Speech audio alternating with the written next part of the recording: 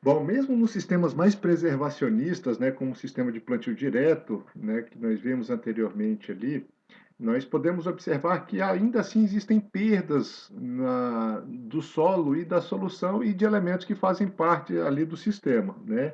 A erosão, pessoal, ela resulta aí basicamente de uma movimentação dessas partículas sólidas em função de uma precipitação pluvial maior do que a capacidade de infiltração de água no solo, tá? E mesmo em sistemas de plantio direto, isso pode acontecer. Se eu tenho uma rampa com determinado declive e comprimento elevado, por exemplo, isso acontecer, né?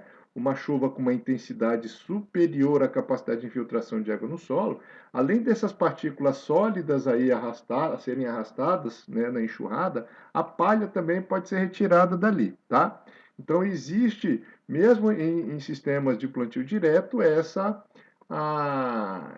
condição de movimentação de partículas, né, de erosão. Né? São menores do que nos sistemas de conservação convencional, né, no solo descoberto, mas elas existem também. Tá? Então, em virtude disso, existe aí uma tolerância a perdas de solo. Tá? E essa tolerância a perdas de solo é representada aí como uma quantidade máxima de solo que pode ser perdido por ação da erosão, sem que a área apresente uma queda de produtividade.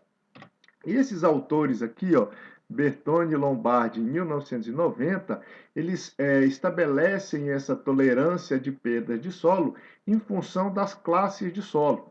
Nós sabemos, e já estudamos isso, inclusive, que os solos mais intemperizados, mais alterados, aqueles que estão em condições mais estáveis ali na paisagem, como os latossolos, né?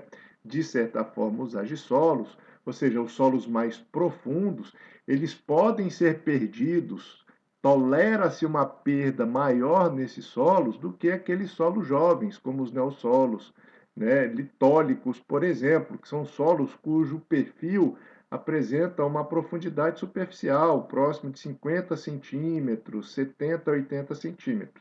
Então, se existem as perdas e nós podemos tolerar essas perdas elas devem ser toleradas seguindo esse critério aí da classe de solo. Solos profundos podem perder mais solos e solos mais rasos tolera-se perder menos solo. Tá? E nesse sentido, esses autores, né, sugerem aí que solos profundos e bem drenados toleram-se perdas de 12,5 toneladas por hectare por ano de solo e solos rasos de 2 a 4 toneladas por hectare por ano, tá? Como exemplo, né, a essas classes, a esses tipos de solos aí, ó, o latossolo vermelho amarelo tolera-se perdas de 12,6 toneladas por hectare por ano de solo, e um litossolo tolera-se perdas de 4,2 toneladas por hectare por ano de solo.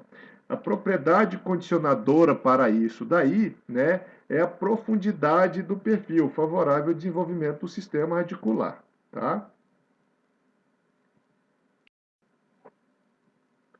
Bom, as perdas de solo também estão relacionadas ao tipo de uso das terras agrícolas, né? Como nós podemos observar aqui, as perdas decorrentes das diversas espécies.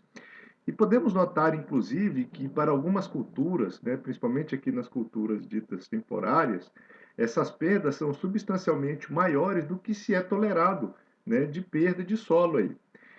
E nós podemos notar que para algumas espécies, né, essas perdas, apesar de serem um pouco acima do que é tolerado, estão próximos do que são tolerados, decorre da estratégia, né, que essas plantas desenvolvem ali no campo para o crescimento e como elas são conduzidas, como é o caso, por exemplo, do milho, né? O milho é uma planta que tem sido plantada ultimamente de forma muito adensada, os materiais genéticos disponíveis no mercado têm permitido esse cultivo mais adensado, e quando a lavoura se fecha, a gente percebe aí uma redução na atividade da gota da chuva, né, reduzindo as perdas de solo.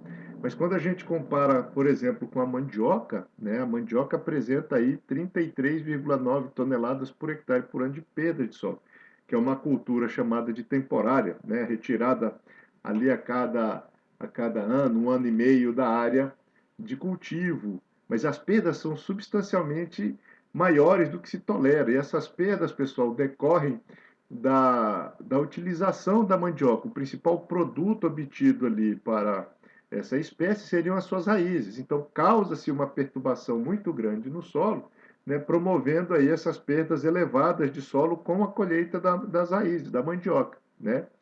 A cana-de-açúcar, que é uma cultura temporária, né, apresenta uma perda semelhante à do milho, que é uma cultura anual.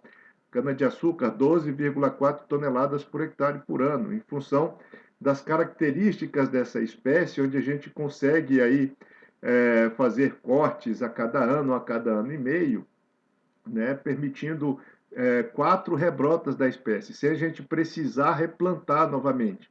Então, a cana-de-açúcar é plantada no primeiro ano, com todos aqueles processos, se for um sistema convencional, né, de preparo primário do solo, aração, gradagem e plantio.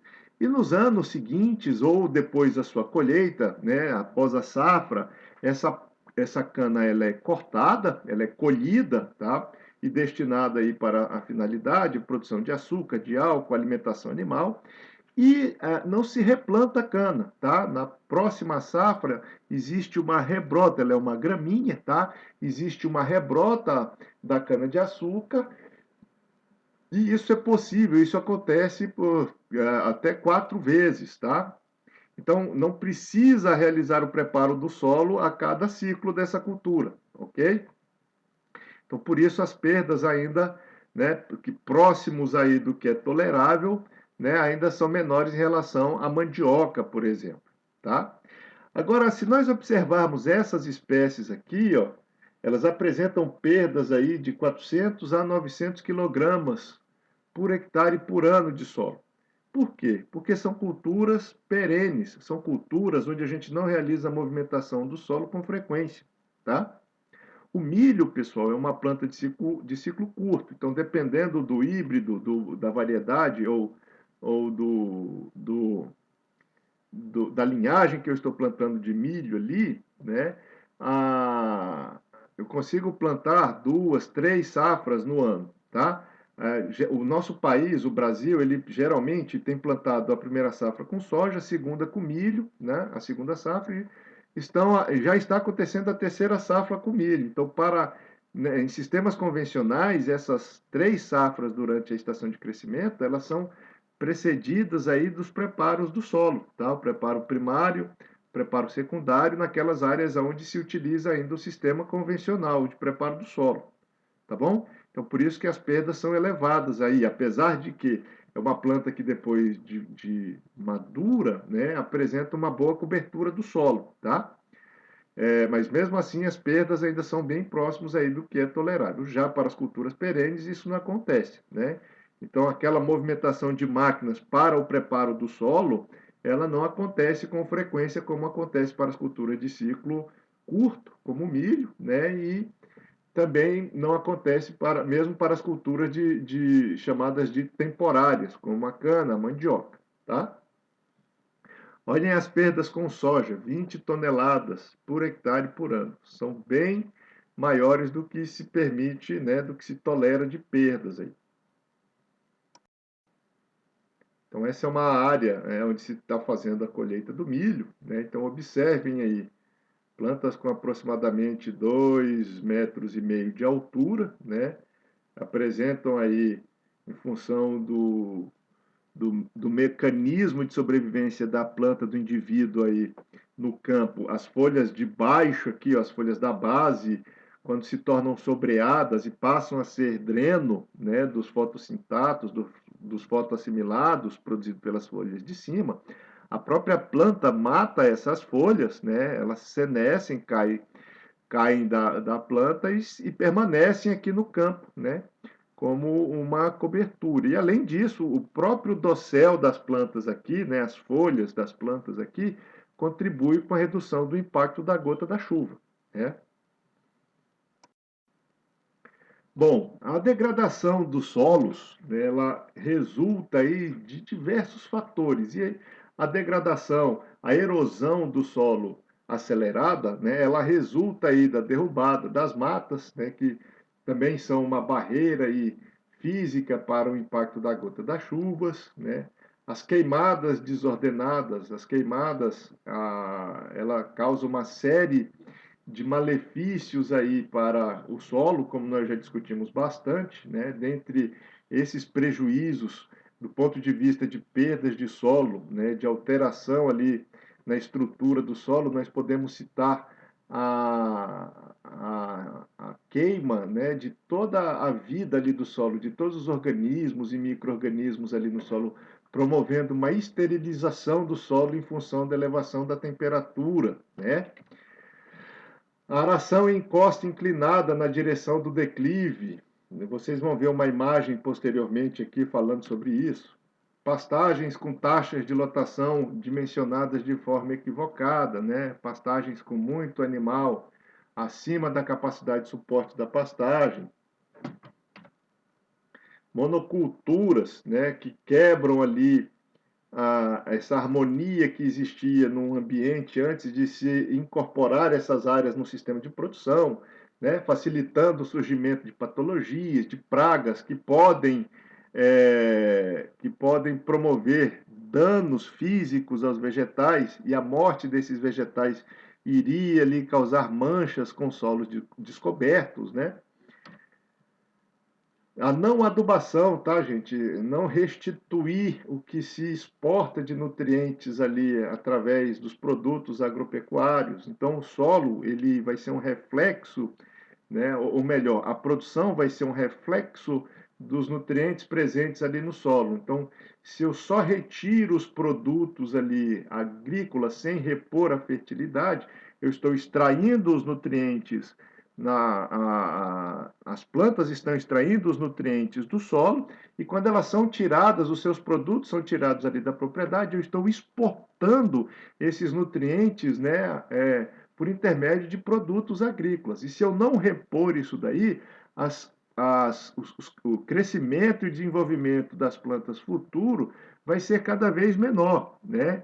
E vocês viram que a principal característica que promove a erosão aí é a força, é a energia cinética contida nas gotas da chuva quando ela incide sobre o solo descoberto.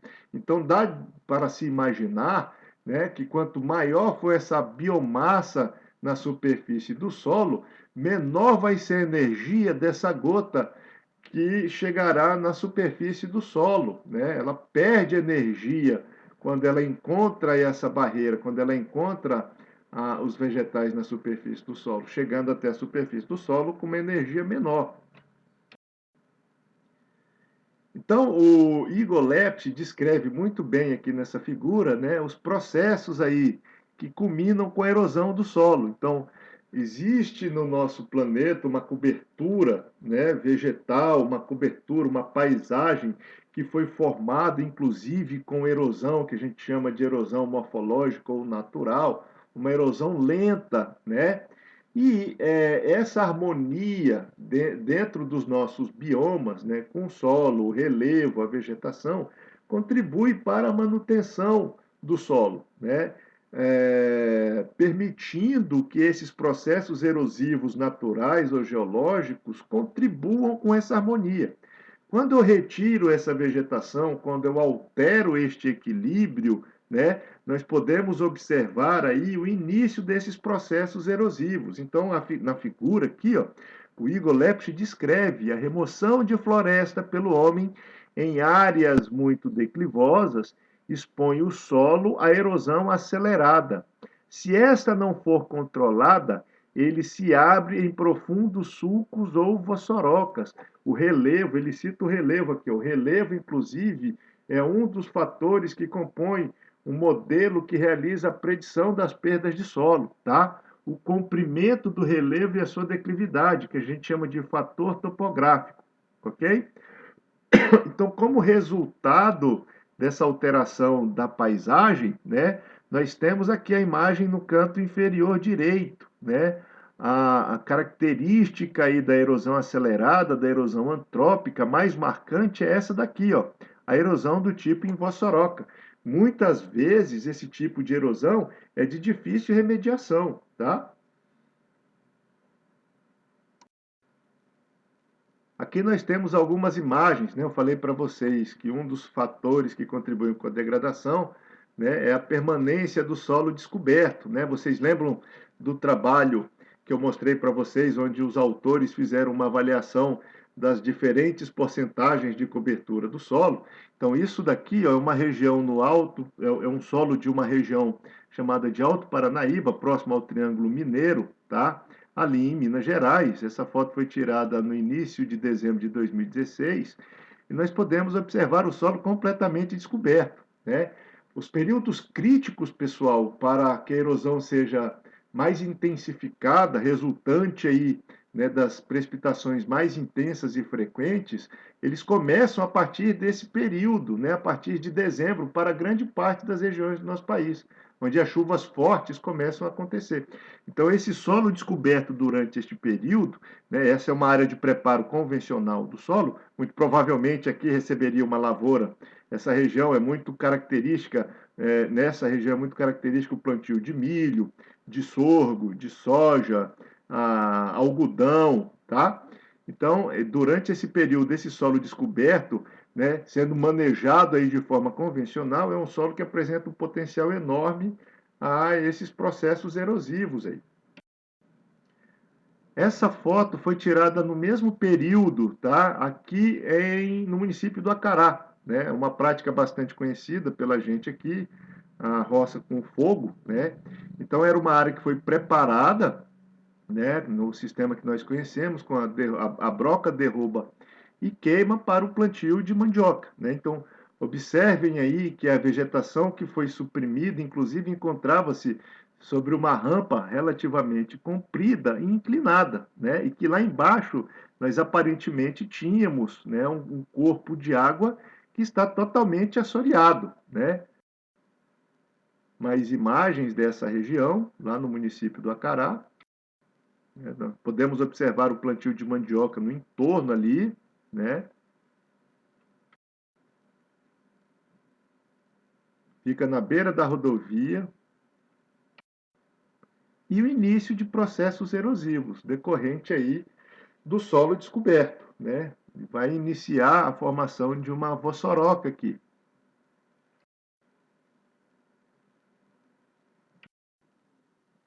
Ainda no município do Acará, né, uma pastagem que foi subutilizada aí, nós podemos observar um curral lá em cima da imagem, né, e mais embaixo aqui, ó, o início de uma vossoroca. Observem que existem trilheiros de animais ali, né? Esses trilheiros contribuem para iniciar esse processo erosivo aí também. Infelizmente, pessoal, em algumas regiões onde é muito declivoso o terreno e onde os animais se direcionam em conjunto, tá? Seja para beber água, seja para comer alguma coisa que foi colocada no coxo, um sal mineral, um suplemento, alguma coisa do tipo, formam-se esses trilheiros aí, tá?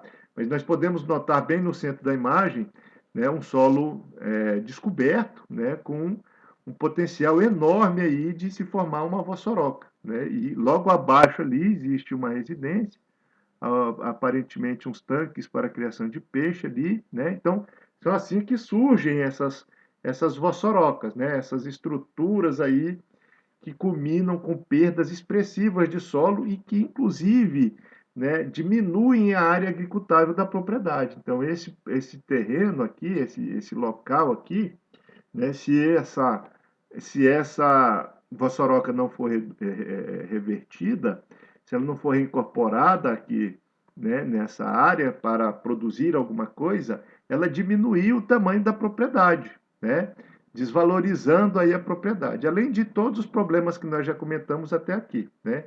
Então, se as pessoas não conseguirem enxergar os malefícios ambientais, os prejuízos econômicos, talvez sejam mais interessantes de você usar como um artifício, né, para mostrar para as pessoas que isso não é a maneira correta de conduzir uma empresa, né, uma propriedade rural, né?